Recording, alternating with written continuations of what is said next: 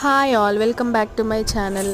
ఈరోజు సండే కదా, so KG chicken అయితే తెప్పించుకున్నాము. అందులోంచి 2 లెగ్ పీస్ సపరేట్ చేసామన్నమాట. సో అది ఇలా కట్ చేసుకొని కొంచెం మ్యారినేట్ చేసి ఫ్రై చేద్దామని చెప్పి 2 పీసెస్ తీసుకున్నాము. దీంట్లో కొంచెం పెరుగు యాడ్ చేశాను అనమాట. తర్వాత కొంచెం కారం, టేస్ట్కి సరిపడా ఉప్పు వేసుకున్నాను.